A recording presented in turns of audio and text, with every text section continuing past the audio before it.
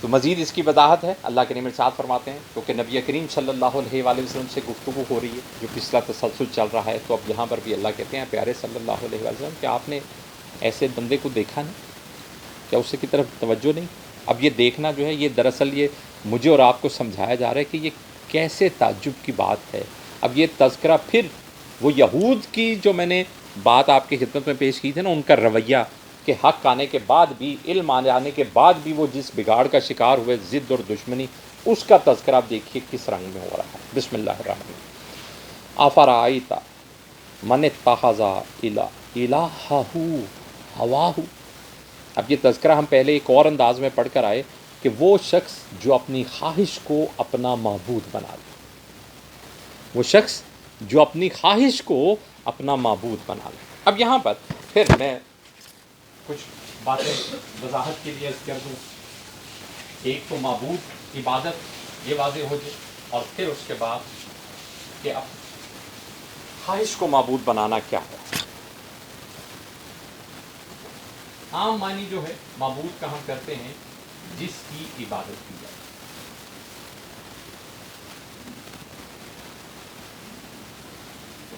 عبد وہ جو عبادت کرے۔ اب عبادت کیا؟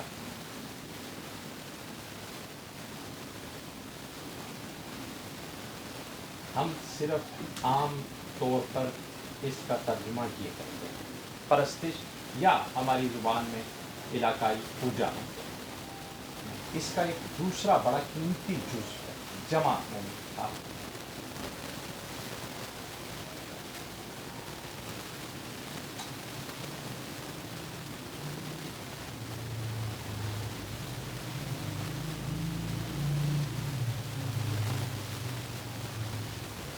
پوری رضامندی کے ساتھ اطاعت کرنا، یہ لازمی جزو ہے عبادت کا۔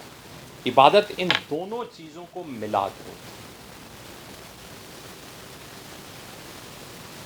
اب ہم صرف یہ پہلا حصہ کرتے ہوئے جب بات کرتے ہیں تو پھر ہمارے ذہن میں جب بھی آپ کوئی بات کریں عبادت سے کیا مراد، ہم کہتے ہیں نماز، روزہ، حج، یہ عبادتیں ہیں، ایسے ہی کرتے ہیں۔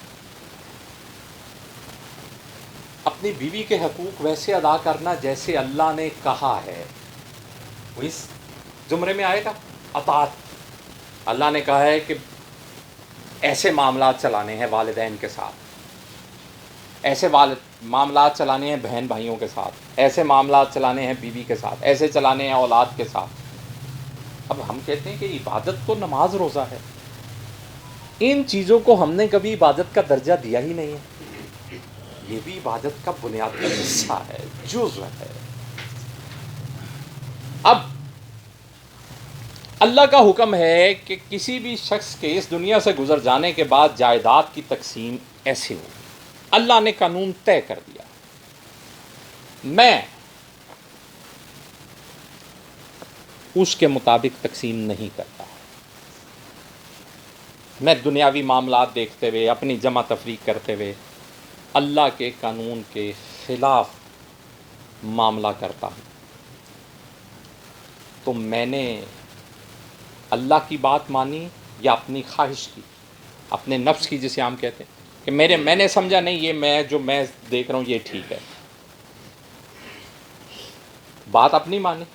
اب ان معنوں کے مطابق دیکھیے، میں نے اطاعت اللہ کی نہیں کی، میں نے اطاعت اپنی خواہش کی ہے، اپنی مرضی کی ہے۔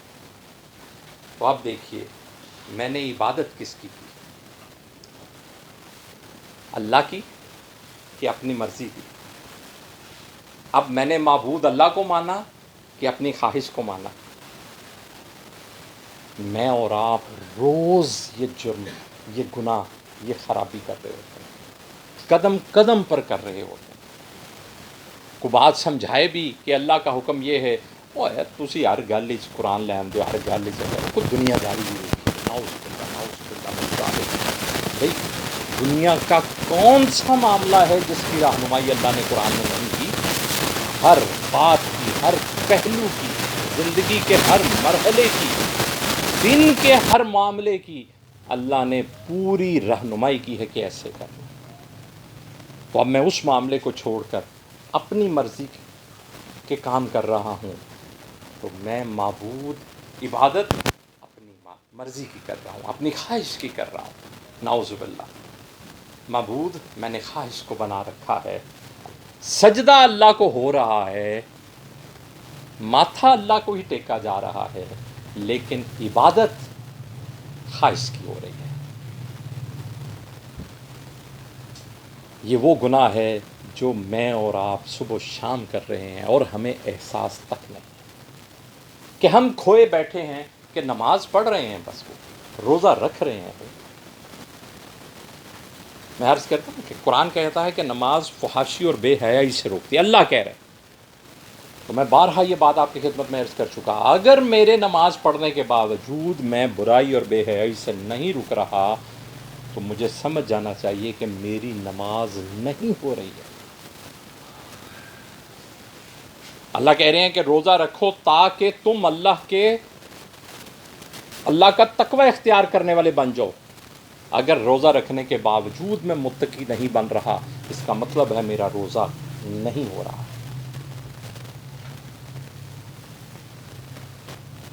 تو اللہ فرماتے ہیں، اے پیارے صلی اللہ علیہ وآلہ وسلم، کیا آپ نے کبھی ایسے بندے کو دیکھا ہے جس نے اپنی خواہش کو اپنا معبود بنا لیا ہو؟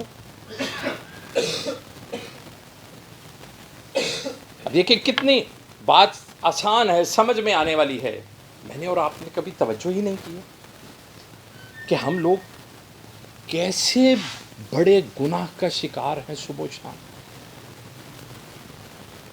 اور یہ کرنے کے بعد پھر کیا کہہ دیتے ہیں؟ اللہ معاف کرے۔ نعوذ باللہ من ذالک۔ ہم نے اللہ کو بھی کتنا ہلکا لے لیا کہ معافی مانگ بھی نہیں رہے، کہیں گے اللہ معاف کر دے گا۔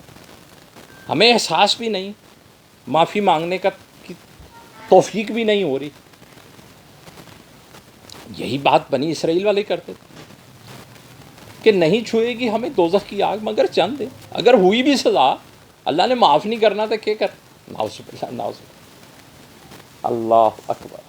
اللہ فرماتے ہیں، اے پیارے صلی اللہ علیہ وآلہ وسلم، کیا آپ نے کبھی ایسا شخص دیکھا ہے من اتخذ، جس نے بنا لیا ہو الہہ، اپنا معبود، الہ معبود، ہو اپنا، ہوا ہو اپنی خواہش کو، ہوا خواہش، ہو اپنی،